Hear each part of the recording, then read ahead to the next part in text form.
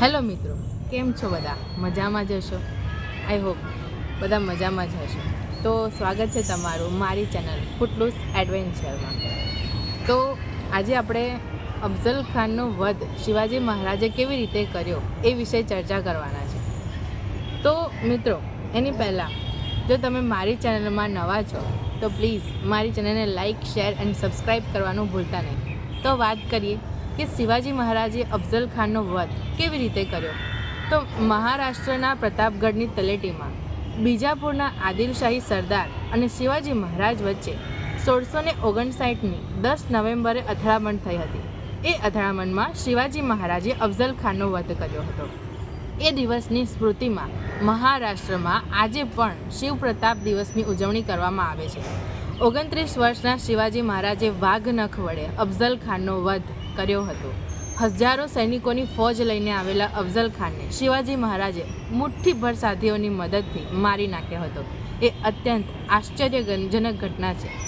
તો હું તમને વિસ્તારમાં કહું કે શિવાજી મહારાજે કેવી રીતે એમનો વધ કર્યો. તો શિવાજી મહારાજની એ ઈચ્છા હતી કે તેમની જનતાનું પોતાનું રાજ્ય હોવું જોઈએ, રૈયતનું રાજ હોવું જોઈએ, તેનો સ્વતંત્ર સાર્વભૌમ પ્રદેશ હોવો જોઈએ. મહારાષ્ટ્ર સરકારના state board of literature and culture દ્વારા પ્રકાશિત શિવાજી મહારાજના જીવન ચરિત્રમાં સમગ્ર ઘટનાક્રમનો ઉલ્લેખ છે. તેમણે જાવલીનો પ્રદેશ હસ્તગત કર્યો હતો અને સ્વરાજના વિસ્તરણનો આરંભ કર્યો હતો. જાવલી પ્રદેશમાં મોરે પરિવારનો દબદબો હતો અને મોરે પરિવાર સરદારોનો કુળ હતો. મોરે પરિવારના પુરુષોને ચંદ્રરાવ એવો ખિતાબ આપવામાં આવ્યો હતો. યશવંતરાવ મોરેના કાર્યકાળ દરમિયાન લોકોએ અધિકારીઓની પૂછપરછનો સામનો કરવો પડતો હતો. તેનો બંદોબસ્ત કરીને શિવાજી મહારાજે તે પ્રદેશને સ્વશાસિત રાજ્યનો હિસ્સો બનાવવાનું નક્કી કર્યું.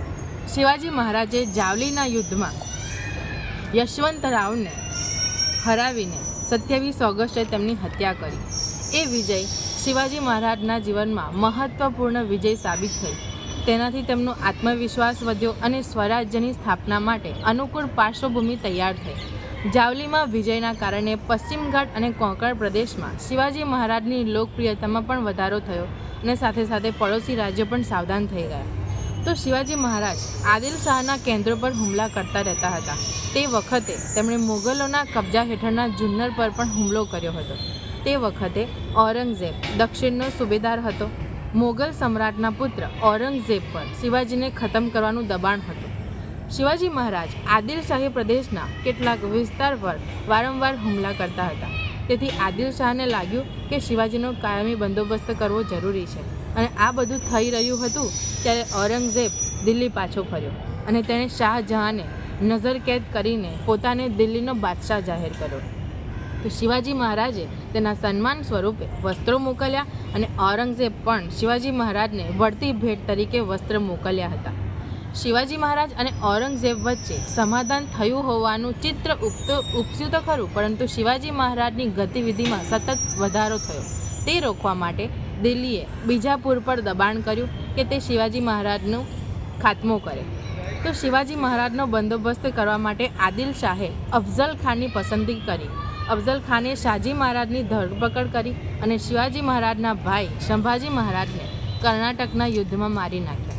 એ જ અફઝલ ખાન શિવાજીને પકડવા માટે તેમના પોતાના પ્રદેશમાં આવવાના હતા. તો અફઝલ ખાને શિવાજી મહારાજને પકડીને દિલ્હીના દરબારમાં લાવવાનું બીડું ઝડપ્યું અને કહ્યું કે શિવાજીને હું ઘોડા ઉપર જીવતા કેદી તરીકે લાવીશ. ખરી વાત એ હતી કે બીજાપુરના રાજાએ અફઝલ ખાનને સ્પષ્ટ કહ્યું હતું કે શિવાજી મહારાજનો સંપૂર્ણ ખાત્મો કરવો જોઈએ.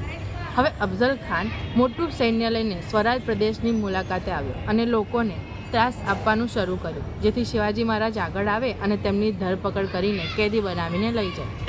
અફઝલ ખાન 12,000 ઘોડેસવાર, 10,000 સૈનિકોનું પાયાદળ, 75 મોટી તોપ, 450 પહાડી તોપ લઈને આવ્યા.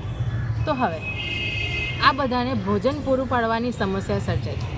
તો તે વખતે શિવાજી મહારાજ અને અફઝલ ખાનના વિશિષ્ટ કારો વચ્ચે મંત્રણા ચાલી અને તેમણે બંને પક્ષોએ કહ્યું કે શિવાજી અને અફઝલ ખાને રૂબરૂ મળીને સમસ્યાનું નિરાકરણ લાવવું જોઈએ. હવે બંને પ્રતાપગઢમાં મળવાનું નક્કી કર્યું અને મુલાકાત વખતે બંનેની સાથે બે નોકર અને 10 અંગરક્ષકો હશે એમ નક્કી થયું. તો શિવાજી મહારાજે પોતાના રક્ષણ માટે બખ્તર પહેર્યું અને તેમની સાથે જીવા મહાલા અને સંભાજી કાવજી નામના 2 અંગરક્ષકો હતા. અફઝલ ખાન સાથે સૈયદ બંદા હતા. તો શિવાજીએ તેની સામે વાંધો કર્યો અને મંડપની બહાર કાઢી મૂક્યા. તો શિવાજી અને અફઝલ ખાન સામસામે આવ્યા. અફઝલ ખાને શિવાજી મહારાજને આલિંગન આપવા માટે પોતાના બંને હાથ ફેલાવ્યા અને તેમનું માથું બગલમાં દબાવીને તેમના પર ખંજરના ઘા કર્યા. પરંતુ શિવાજી મહારાજે બખ્તર પહેર્યું હોવાથી તેમને કશું ન થયું. તો હવે શિવાજી મહારાજ સંપૂર્ણ પરિસ્થિતિને સમજી ગયા અને તેમણે પોતાના અંગરખામાંથી વાઘનખ કાઢીને અફઝલ ખાનનો વધ કર્યો. અફઝલ ખાનના મર્યા પછી તેમના સેવકોએ શિવાજી પર હુમલો કર્યો, પણ શિવાજી મહારાજે તેમને મારીને ખતમ કરી નાખ્યા. સૈયદ બંદા અંદર આવ્યા તો તેમને જીવા મહાલે મારી નાખ્યા. એ પછી અફઝલ ખાનનું સૈન્ય ખૂબ મોટું હતું અને તેમાં અનેક સરદારો પણ હતા, તો તેમને પણ હરાવવા જરૂરી જ હતા. તો શિવાજી મહારાજે અફઝલ ખાનની સેનાને લડાઈ કરી અને પરાજિત કર્યા. અફઝલ ખાનના ઘણા સૈનિકોએ આત્મસમર્પણ કર્યું, તો તેમને શિવાજી મહારાજે અભયદાન પણ આપ્યું. અફઝલ ખાનના ખજાનો સ્વરાજના ખજાનામાં લાવવામાં આવ્યો. એ પછી જાવલી ક્ષેત્ર અને માવડ ક્ષેત્ર એ બંને સંપૂર્ણપણે શિવાજી મહારાજના તાબામાં આવ્યા. આ રીતે શિવાજી મહારાજે સ્વરાજના નિર્માણના ઇતિહાસમાં 1959 અને 10 નવેમ્બરને સુવર્ણ પાને આલેખ્યું હતું. તો મિત્રો, શિવાજી મહારાજે અફઝલ ખાનનો વધ કેવી રીતે કર્યો અને કેમ કર્યો એ માહિતી મેં તમને વિસ્તૃતમાં સમજાવી. તો મારો આજનો ટૉપિક તમને કેવો લાગ્યો? જો તમને યુઝફુલ લાગ્યો હોય તો પ્લીઝ કમેન્ટમાં યસ લખજો અને મારી ચેનલને સબસ્ક્રાઈબ કરવાનું ભૂલતા નહીં. જય હિન્દ, જય ભારત, ગરવી ગુજરાત.